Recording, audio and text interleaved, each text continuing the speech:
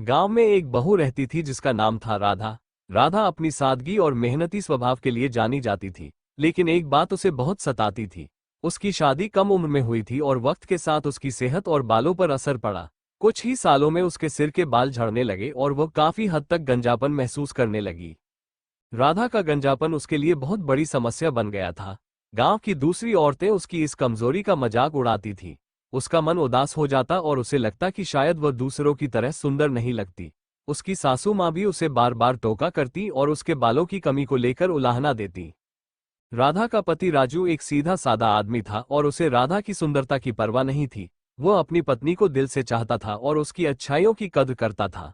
लेकिन राधा का मन इन सब बातों से आहत हो गया था और उसे किसी चमत्कार की उम्मीद थी जो उसके गंजेपन को ठीक कर दे।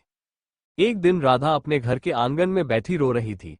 तभी एक बुजुर्ग औरत उसके पास आई, जिसने राधा की परेशानी समझ ली। उसने राधा से कहा, बेटी, तुम इतनी उदास क्यों हो?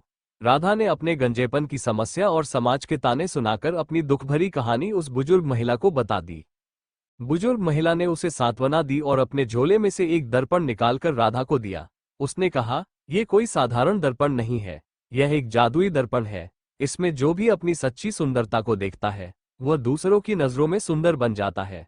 लेकिन एक शर्त है, जब तुम इस दर्पण में देखो तो मन से खुद को सुंदर महसूस करना और खुद से प्यार करना सीखो। राधा ने बुजुर्ग महिला का आशीर्वाद लिया और उस जादुई दर्पण को अपने पास रख लिया। उस रात राधा ने पहली बार दर्पण में देखा। उसने सोचा कि अगर यह जादुई है तो शायद उसके बाल वापस आ जाए। लेकिन जैसे ही उसने खुद को देखा, उसे अपने मन में एक आवाज सुनाई दी, तुम्हारी सच्ची सुंदरता तुम्हारे बालों में नहीं बल्कि तुम्हारे दिल और आत्मा में है। राधा को पहले तो यह अजीब लगा, लेकिन धीरे धीरे उसने महसूस किया कि सुंदरता केवल बाहरी नहीं होती बल्कि आत्मविश्वास और अच्छे स्वभाव से भी आती है।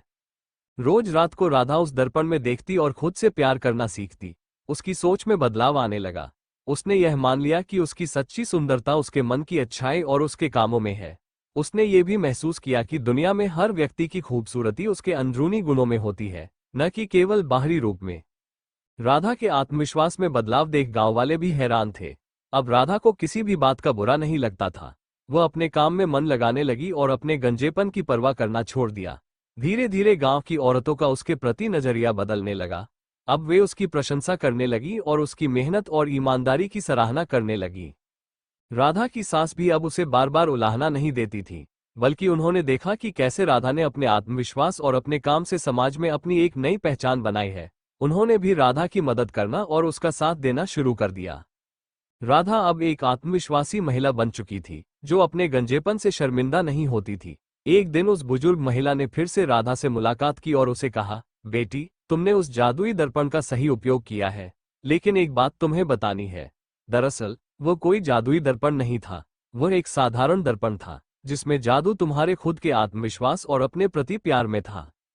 ये सुनकर राधा को आश्चर्य हुआ, लेकिन साथ ही उसने महसूस किया कि असली जादू उसके अपने अंदर था। उसे समझ में आ गया था कि सुंदरता केवल बाहरी नहीं बल्कि आत्मा की सुंदरता भी उतनी ही महत्वपूर्ण होती है। अब राधा ने गांव की औरतों के लिए एक मिसाल कायम कर दी थी। वो उन सभी औरतों को समझाने लगी कि खूबसूरती का मतलब केवल बाहरी सुंदरता नहीं होता, बल्कि खुद पर विश्वास और अपने व्यक्तित्व की अच्छाइयों पर गर्व करना होता है। उसकी इस सीख ने गांव की कई महिलाओं के मन से अपनी कमियों को दूर कर दिया। राधा अब गांव में सबकी प्यारी बन चुकी थी और उसका जीवन खुशहाल हो गया था। वह जान चुकी थी कि सच्ची सुंदरता अंदर की होती है और हर व्यक्ति अपने आप में अनोखा और खूबसूरत होता है।